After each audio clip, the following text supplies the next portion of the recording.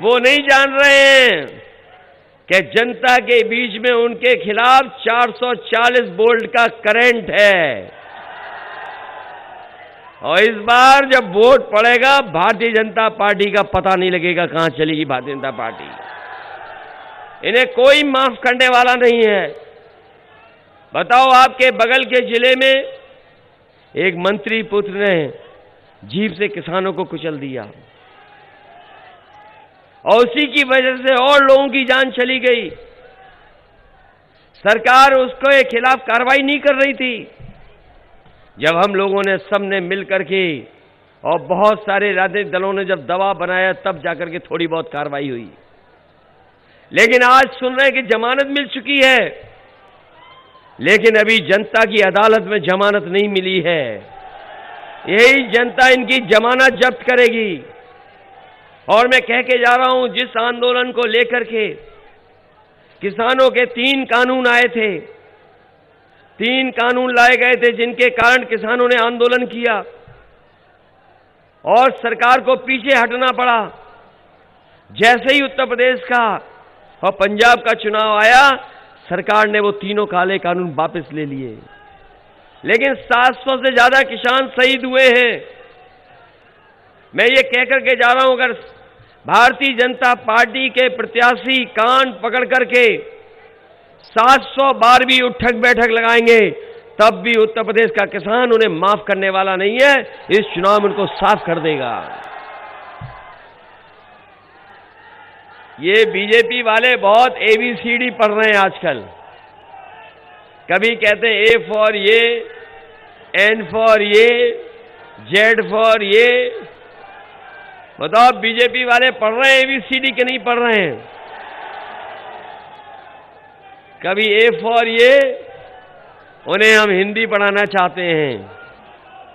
और मैंने कहा कि अगर काका गए हैं तो बाबा भी चले जाएंगे। और पत्रकार साथियों, काका का मतलब है काले कानून।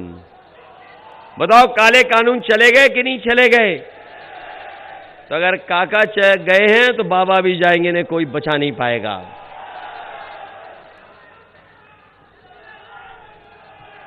यहां पर खेतों की रखवाली करनी पड़ रही कि नहीं करनी पड़ रही है? गौशाला में जितना भी पैसा आया सरकार के लोगों ने लूट लिया। गाय मां हमारी भूखी है, जान जा रही है उसकी। और हमारे बाबा मुख्यमंत्री जी का सबसे प्रिय जानवर टक्कर मार रहा है। बताओ, टक्कर मार रहा है कि नहीं मार रहा? अभी हम जैसे ही बहराइच में आए, बाबा मुख्यमंत्री जी का प्रिय जानवर हमें दिखाई दे गया सड़क पर। सोचो कैसी सरकार है। इसलिए हम आपसे निवेदन करने आए हैं कि ये चुनाव बहुत महत्वपूर्ण चुनाव है। ये चुनाव ऐसा है जो न केवल उत्तर प्रदेश को दिशा देगा बल्कि देश की राजनीति को भी दिशा देगा। ये चुनाव उत्तर प्रदेश को बदहाली से बचाने का भी है। ये चुनाव लोकतंत्र को बचाने का भी है। ये चुनाव संविधान को बचाने का भी है। इसलिए मैं आपसे अपील करने आया हूं कि ये चुनाव हमारे आपके भविष्य का चुनाव भी है। ये चुनाव हमारी जो तहजीब रही है, गंगा जमुनी संस्कृति, उसको भी बचाने का चुनाव है। ये चुनाव जहां भाईचारा को बचाने का है, वहीं हमारे नौजवान आगे कैसे बढ़े, किसान खुशहाल कैसे हो, उसका भी ये चुनाव है।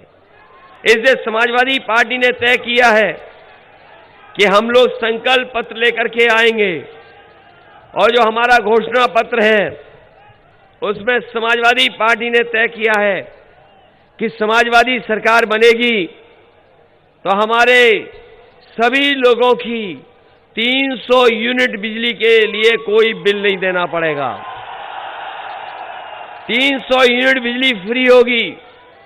और वहीं हमारे किसानों के लिए सिंचाई माफ होगी। इस किसानों को कोई भी बिल नहीं देना पड़ेगा। बताओ, जब बिजली का बिल आता था तो करंट लग रहा था कि नहीं लग रहा था? और जब से समाजवादियों ने तय किया है कि 300 यूनिट फ्री दी जाएगी, तब से भारतीय जनता पार्टी के बिजली गुल हो गई है। न केवल 300 यूनिट फ्री बिजली, बल्कि समाजवादी पार्टी ने तय किया है कि प्रत्येक फसल के लिए एमएसपी प्रदान की जाएगी। चाहे हमें मंडी ठीक करनी पड़े, चाहे हमें खरीद केंद्र अच्छे करने पड़े, हम किसानों की खरीद को एमएसपी पे कराने का काम करेंगे। किसानों की सिंचाई मुफ्त होगी। और ये मैं कह के जा रहा हूं कि 15 दिन के अंदर गन्ना किसानों को भुगतान किया जाएगा। और इसके लिए 15 दिन के अंदर किसानों का गन्ने का भुगतान किया जाएगा। और इसके लिए अगर हमें बजट से अलग से फार्मर्स कॉर्पस फंड बनाना पड़ेगा, तो अलग से बजट का पैसा रख करके हम किसानों का 15 दिन के अंदर भुगतान